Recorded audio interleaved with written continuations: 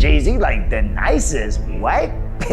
He like the nicest where? Like, he like him?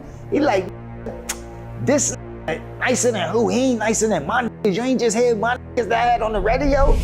Being mad to being happy that he coming to now he talking to me, so I'm back mad again. I'm thinking about all the shit they saying on the radio. I'm thinking about how he talking right now, and I'm thinking about who I am, and I'm like, yo, this disrespecting me. Like, what are you talking about?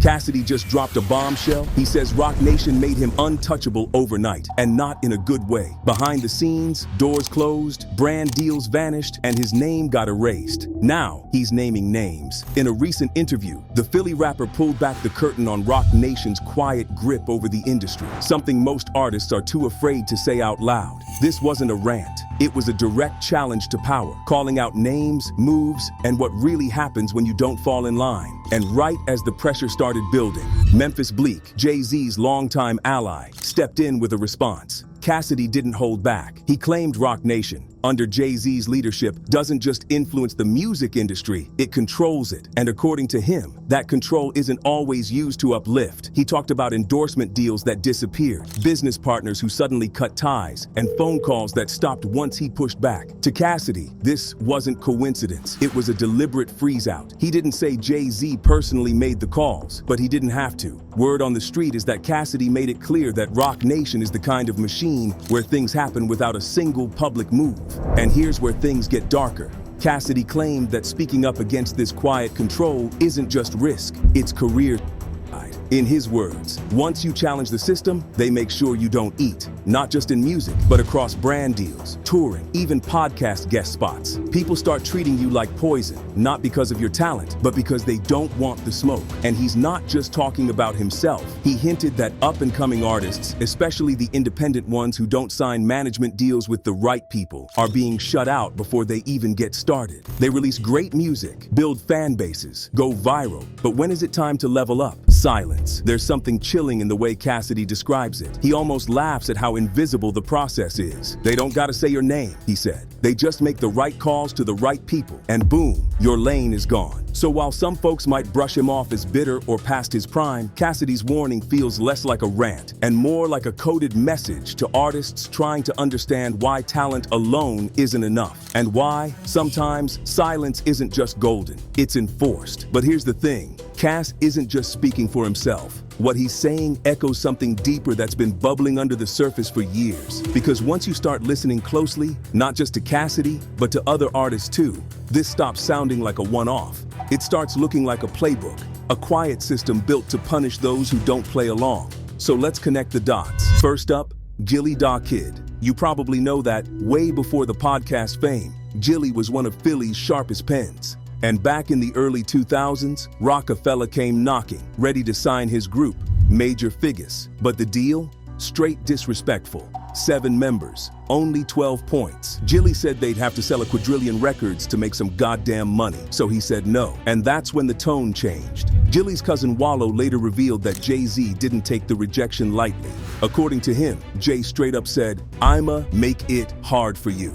Cassidy never mentioned Gilly by name, but the pattern's clear. Say no to Roc Nation, and suddenly the industry goes silent. No calls, no deals, just silence. This isn't random, it's a pattern. If it happened to Gilly and Cassidy, who else is on that list? Tory Lanez reportedly turned down a Roc Nation deal and called them out for stealing from the culture. Then you probably all know that soon after, the Megan Thee Stallion case hit headlines. But behind the scenes, the fallout was swift, too swift. His music was pulled from playlists, buried on platforms, and radio airplay vanished before any conviction. Whether you believe he was guilty or not, the timing is suspect. It fits the pattern. Nicki had a short stint with Roc Nation when her label situation got shaky. They offered her a title deal and promised a boost, but Nicki walked away. She didn't like the vibe, trusted her gut. She dipped before it got sticky. Another artist who didn't play along and kept her power. Wayne had a history with Roc Nation too. He turned down offers more than once. Then came the Super Bowl in New Orleans, his hometown, his crowd. He was expected to headline, but he got snubbed. And guess who helped produce the show? Roc Nation. Instead, they put Kendrick Lamar, Drake's longtime rival, on the stage. Coincidence? Maybe, or maybe not. L.A. Russell says Roc Nation tried to sign him with a flashy lowball deal. He declined and called them out publicly. If I would have signed this $15K, would you have told me you made a mistake? And then you made a $750,000 mistake? I don't want to do business with who make mistakes that big. You gonna my business up. He's one of the few who walked away early and spoke on it. OG Product claims they didn't want him, just his pen. He says some reasonable doubt writers still haven't been paid, and one artist allegedly had an entire track taken. They want me to come with Roc Nation, right? And what they want to offer me on Roc Nation, they want to offer me a songwriting deal. You feel what I'm saying? Like where I do songwriting. So basically, they don't want to give me an artist deal right now. They got credits on Jay-Z first Reasonable Doubt album. Even right now, Peter Panic didn't get his schmooler. He didn't get his racket. He didn't get his Gus. Ghostwriting isn't the issue. Control is. Roc Nation decides who gets the spotlight and who disappears. This isn't about deals. It's about power. Who gets the mic and who gets muted. Cassidy didn't start this, but he's forcing people to look. What's being exposed is a system built on silence and quiet erasure. Say no, and they make sure no one hears from you again. Now here is where it gets interesting. Roc Nation hasn't issued a press release denying Cassidy's claims, or anyone else's, for that matter. But in their own way, they've addressed the chatter. Not directly, but through carefully worded interviews and sound bites that seem to say, we hear the noise, but we're not worried. Take what Roc Nation co-presidents Sherry Bryant and Omar Grant said not too long ago. In an interview about their signing strategy, Grant made a statement that raised more than a few eyebrows. The main thing is based off of gut, he said. We still believe in signing artists and developing them off of their talent and who we feel like is going to be a long-term superstar. It sounds reasonable at first, but look closer, and it's all subjective. Cassidy pointed it out. Decisions based on gut, feeling, or who they think will be a long-term star. To outsiders, it sounds like we pick who we want, when we want, and if you're not that person, too bad. That kind of language gives Roc Nation cover. They don't have to admit to blackballing anyone. They just say the artist didn't fit the vision or wasn't aligned. It's always business, never personal. But for the artist shut out, it doesn't feel that way. And Roc Nation has the power to make those gut feelings stick. From curated playlists and front page banners to festival slots, halftime shows, film cameos, and brand deals. Their cosign doesn't just help, it shapes the game. So when Cassidy says he got locked out and Roc Nation says we just didn't feel it, what they're really saying is we control the gate and we trust our gut. Now, once Cassidy called out Roc Nation and mentioned Jay-Z, it was only a matter of time before Memphis Bleek jumped in. See, he's Jay's day one, the guy who turned down a $75,000 deal back in the day just to stay loyal to The Roc. They wanted to give me $350 with a $75,000 signing bonus. And I was like, nah, they didn't want it. And he like, yo, you know what $75,000 could do for you? That kind of loyalty only gets sharper with time. So when Cass threw jabs, Bleek, as expected, clapped back. Word on the street is that he told Cass off, plain and simple, like only someone who knows the real Roc could. And this isn't new behavior. Bleek has always played defense for Jay whenever the shots start flying. Remember when Nicki seemingly threw subtle shade after being excluded from the Super Bowl lineup? It was all over the blogs. Some claimed she hated Jay-Z for it. While Bleek didn't name drop Nicki outright, he didn't need to. Instead, he played it cooler than ice. He reshared something where Jay breaks down the truth about how artists turn on him. Not because he hurt them, but because he didn't do something for them. They don't say I did anything to them, Jay says. They say I didn't do something for them. The message? Crystal clear. People only get in their feelings when The Roc doesn't hand them what they expect. He also told her to chill out. So when we done, you ain't gonna be able to get that bag. Chill out, we cleaning up, baby girl. Bleek saw Cassidy's claims as nothing more than a tantrum posing as truth. He didn't need to shout or name names. His silence did the talking. And when he speaks, it's sharp, even if subtle. That's Bleek, loyal to Jay, always watching, always backing him from the shadows. But here's where things get really dark. And if Cassidy's story shook you, this might leave you speechless. Because now, it's not just about artists getting blackballed. Desiree Perez, Roc Nation's CEO, is facing serious allegations in court documents, and they're not industry complaints. We're talking fraud, wiretapping, and even accusations of falsely institutionalizing her own daughter with help from fake medical staff posing as Nike execs, allegedly using Roc Nation resources to pull it off. Wild, right? But let's connect this back. Why does this matter? Because it shows that power isn't just a theory inside Roc Nation. It may be a documented pattern. If the same leadership accused of pulling criminal-level strings is also running artist management, touring, deals, and public image, then Cassidy's claims don't sound like a bitter rant anymore. They start sounding like the surface of something much more calculated.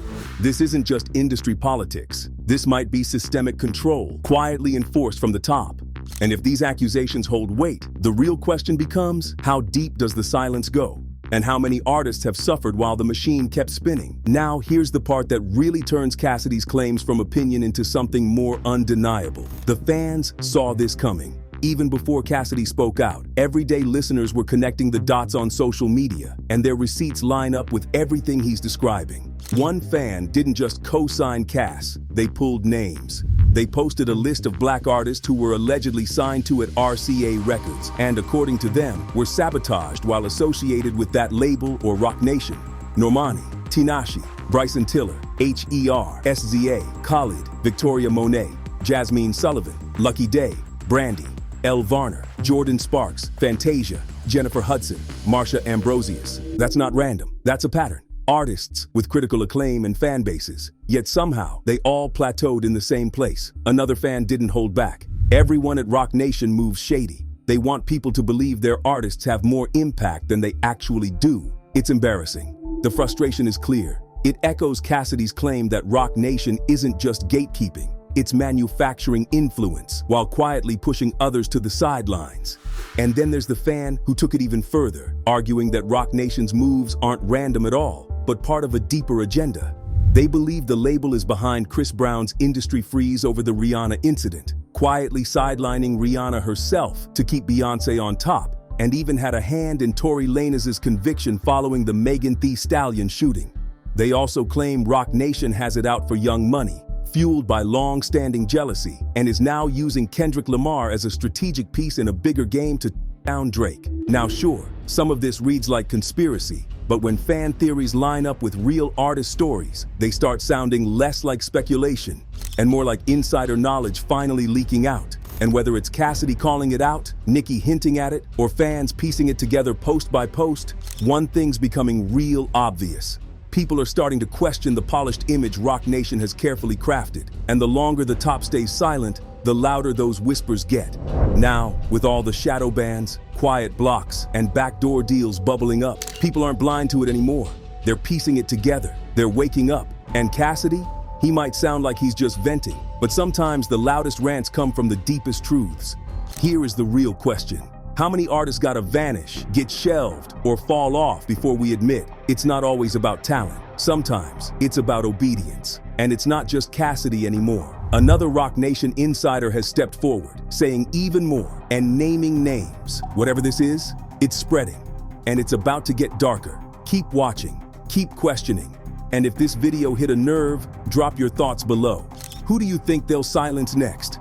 Hit that like button, subscribe, and tap the bell, because this isn't the last name we'll be hearing, not by a long shot.